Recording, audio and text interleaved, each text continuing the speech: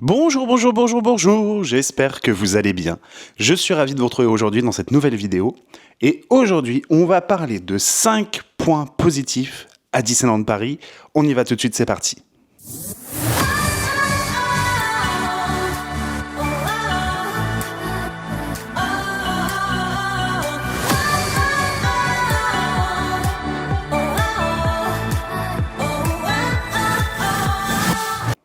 Je sais pas vous, mais quand je regarde ce qui se dit sur les réseaux sociaux, quand je vois l'ambiance générale des membres pass annuels, je vois qu'il y a quand même pas mal de choses négatives qui ressortent.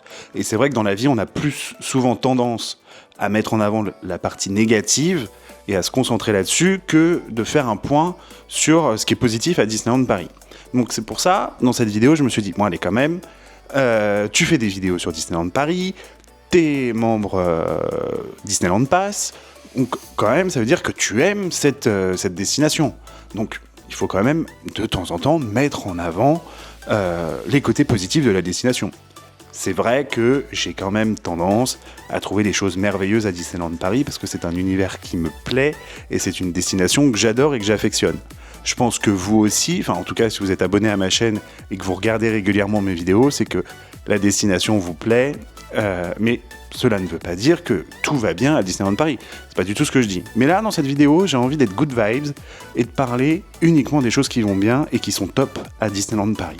Donc c'est ce qu'on va faire dans cette vidéo et j'ai relevé 5 points vraiment positifs sur notre destination. Alors, il y en a plein d'autres, mais sinon la vidéo durerait 4 heures. Comme d'habitude, vous me connaissez, hein, je me suis fait un petit pense-bête. Et en premier, j'ai noté la diversité des spectacles et leur renouvellement. Alors, je pense que s'il y a bien un sujet sur lequel Disneyland Paris n'a plus rien à prouver, c'est sur la partie spectacle. Quand on voit le renouvellement des spectacles qu'il y a sur Central Plaza, il y a quand même régulièrement des nouveaux shows. Enfin, depuis la réouverture après Covid, on a eu Rêvons et le monde s'illumine, Dream and Shine Brighter, qui a été un succès phénoménal pendant la célébration des 30 ans. On a eu A Million Splashes of Color qui a pris le relais derrière. Il va y avoir, avec le Disney Musical Festival, ou le Festival Musique Disney, enfin je sais pas, j'ai pas encore le nom en tête, qui va commencer au mois d'avril, et que bien évidemment vous allez pouvoir retrouver sur la chaîne, vous inquiétez pas. Un autre spectacle sur Central Plaza. Avant ça, il y avait Jungle Book Jive, enfin on va pas faire la liste. C'est quand même des shows qui sont renouvelés régulièrement et qui sont topissimes. Je ne parle même pas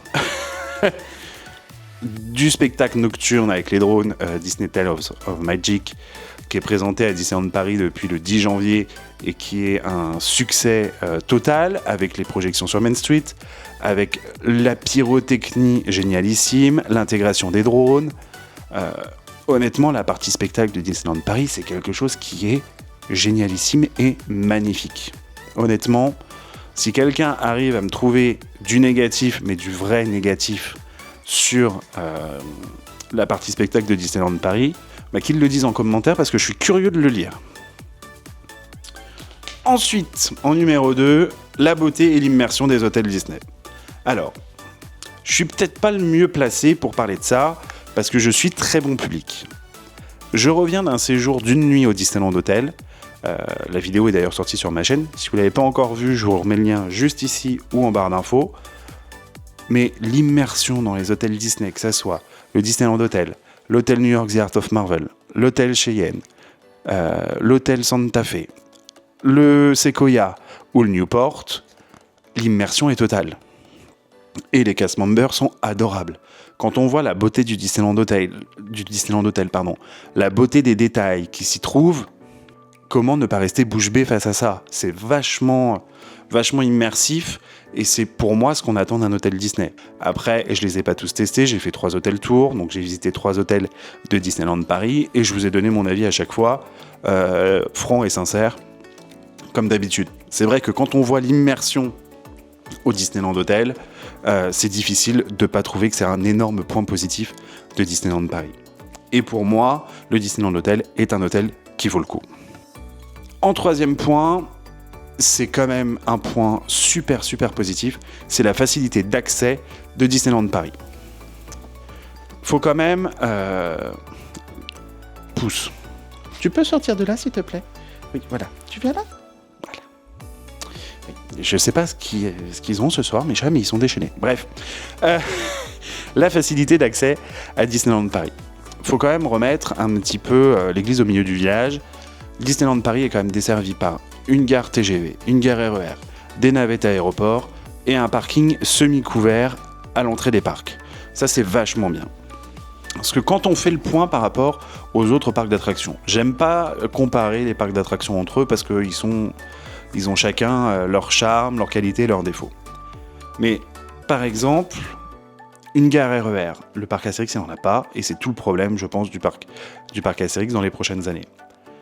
Une gare TGV, c'est génialissime, vous pouvez venir de n'importe où en France, arriver en TGV à Marne-la-Vallée, vous pouvez même venir d'Angleterre, si ma mémoire est bonne, et vous avez des navettes aéroports.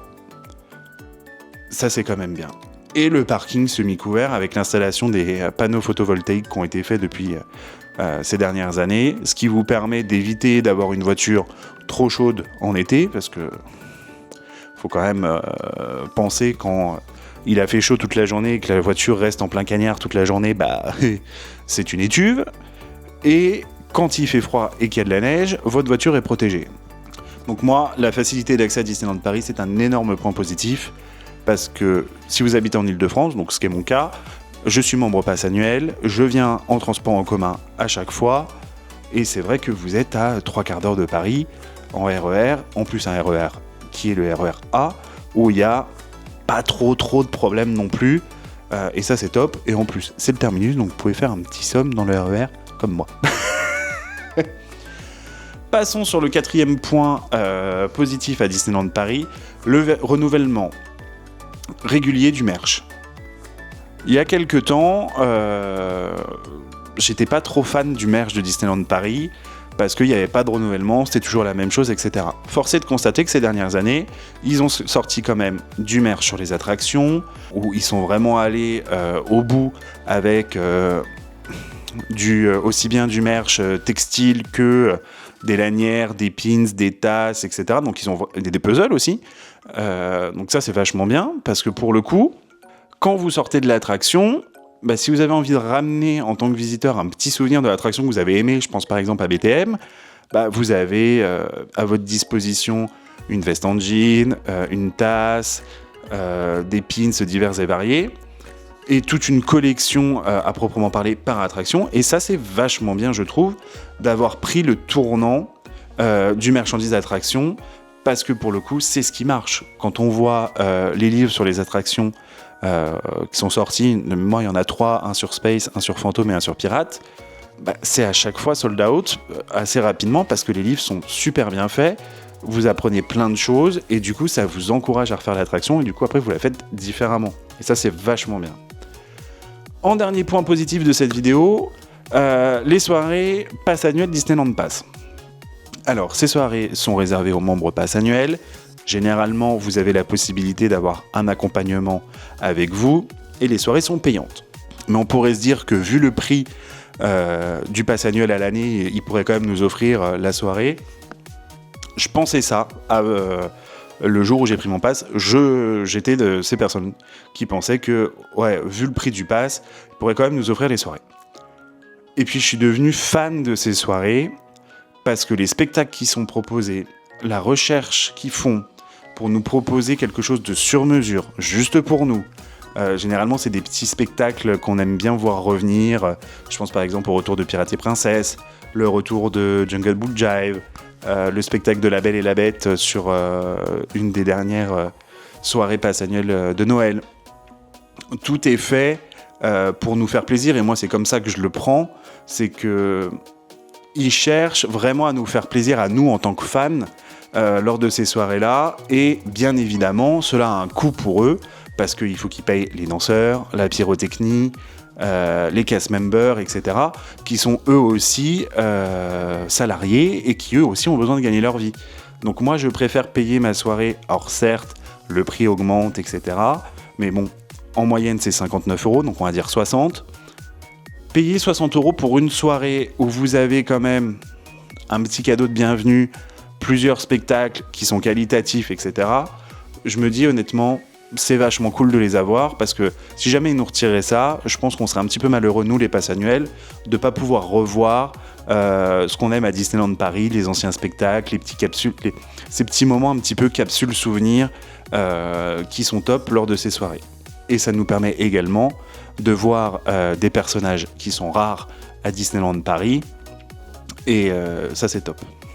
Ça c'est top. Je crois que j'ai beaucoup dit ça c'est top dans cette vidéo, mais bon c'est pas grave. Parce qu'après tout on est sur une vidéo good vibes, donc dire c'est top, c'est pas forcément idiot. Donc voilà les 5 points positifs que j'avais décidé de mettre en avant dans cette vidéo aujourd'hui. On fera bientôt les 5 points négatifs entre guillemets de Disneyland Paris.